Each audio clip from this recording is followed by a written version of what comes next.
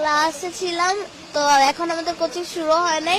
যারা হচ্ছে এমটিতে খারাপ রেজাল্ট করছে তাদেরকে মিস সাজেশন দিতেছিল যে এগুলো পড়ো। হঠাৎ করে একটা অনেক জোর বিকট শব্দ হয়েছে, মিস কানের সবাই কান ধরে ফেলছে, মিস অনেক তাড়াতাড়ি করে কান ধরছে। পরে এবার মিস বলে যে কি হয়েছে, আমি তো ভাবছি যে আকাশ থেকে মনে হয় শিলা বা এরকম কিছু পড়ছে।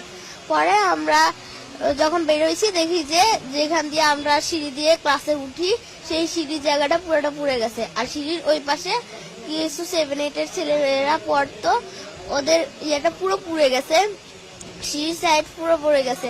ওখানে অনেকে মানে গড়াগড়ি করতেছে, 7-8 ছেলেরা তো ভয় দৌড় দিতে গেছিল। আগুনের পরে অনেকে গা লাল হয়ে গেছে, অনেকে খুব জামা কাপড় পুড়ে গেছে, তারা মাটিতে শুয়ে শুয়ে গড়াগড়ি করতেছে। আমাদের লর্ড মিস বলতেছে যে তো আমরা সিঁড়ির দিকে দৌড় দিতে, আমরা ভাবছি যে মিস যেটা বলছে এটাই ঠিক। আমরা সিঁড়ির দিকে দৌড় দিছি, মিস বলছে আগুন নিভে গেছে, ধোয়া উঠতেছে। আমরা ওখানে গেছি, গ্যাস সরে দিছিল। পরে মিসে একজনের গায়ে পড়ে গেছে, আবার একটা 8-এর ভাই আমার গায়ের উপর পড়ে গেছে। পরে আমার একটা বান্ধবী আমার গায়ের উপর পড়ে গেছে। আমি অনেক কষ্ট ওখান থেকে উঠে আসছি। পরে বারান্দার যে গ্রিল কিছু ফায়ার সার্ভিসের লোক আসছে, তারপর কিছু আর্মি লোক আসছে, এসে ওরা গ্রিল ভাঙছে।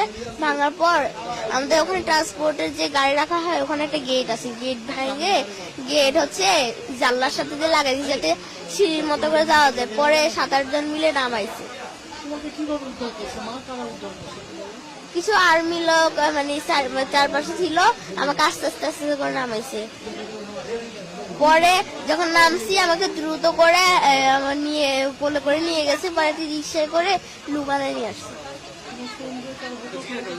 হ্যাঁ, আমি বাইজিৎকে দেখছি, আলবিরাকে দেখছি, মেহরিনকে দেখছি, তাসমিয়াকে দেখছি, আর